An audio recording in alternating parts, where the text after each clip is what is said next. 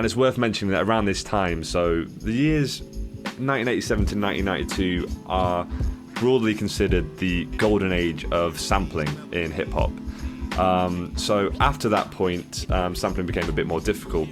In the kind of late 80s, early 90s, around this time this album was being made, basically the record labels thought that hip-hop was this kind of, hip-hop will maybe come and go, there's not really necessarily that much of a commercial interest in it, so they didn't really give a shit about sampling. There's like a quote which I read somewhere which is saying it was virtually a free-for-all.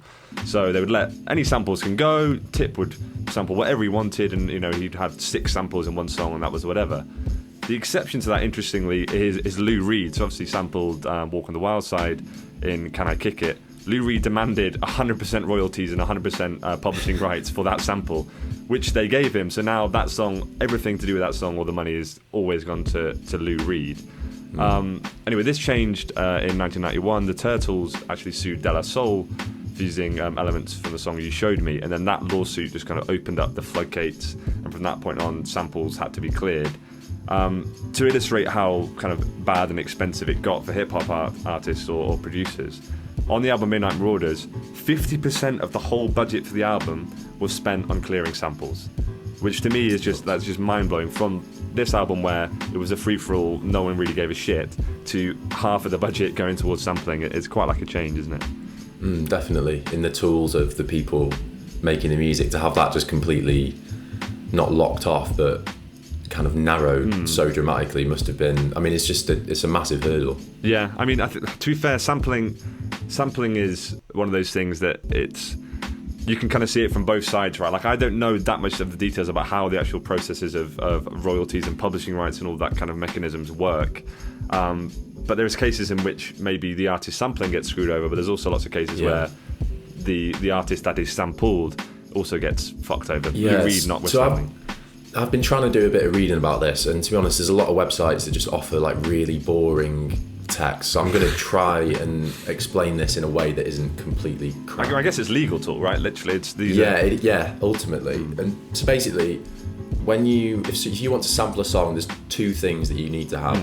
First thing is the license for the usage of the master recording, which is often owned by the label. Yeah. And then the second thing is the license for the usage of the underlying composition, which is controlled by the publisher or the songwriter.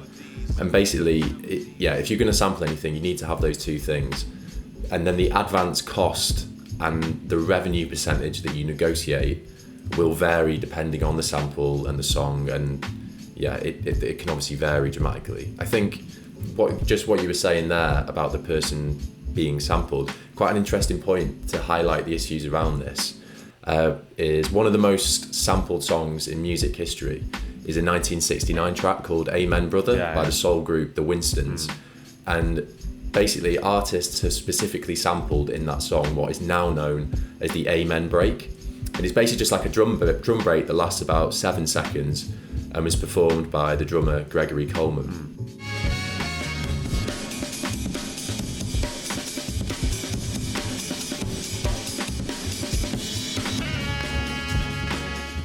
And this is one of the most sampled, even though it's 7 seconds long, it's one of the most sampled bits of music in history. It appears in thousands of tracks, from hip-hop to jungle, drum and bass, David Bowie, Oasis, The Prodigy, Amy Winehouse. It is literally the basis for the whole genre of jungle, isn't it? Like, every jungle song, one way or other, features that sample. But what's messed up is nobody from the Winstons saw any money from these songs, and Coleman himself, the guy who actually played this Amen break, developed a drug addiction and died homeless and destitute in 2006 in Atlanta. So there is definitely, I know it's easy to kind of be distracted by the appearance of like big monolithic powerful labels, but there is definitely a kind of human element to the people that perhaps don't get the financial help that they need when people are using their music. For sure. I think the other thing is as well with sampling is like this. There's like sampling is not just. So for example, in that with the Amen break, as you said, it's like literally 7 seconds of like a drum break beat. But there's some samples where the whole fucking song is sampled to make another song. So I was thinking about this the other day. Yeah. Obviously, the song, the track "Final Credits" by Midland was, I think, was it 2016 or 2017? You could not go anywhere without hearing that song in London. Every house party, you'd have some bloke playing it on his aux or any night out. The other day, I can't remember what led me down this rabbit hole, but I was looking at the Who Sampled website for that track.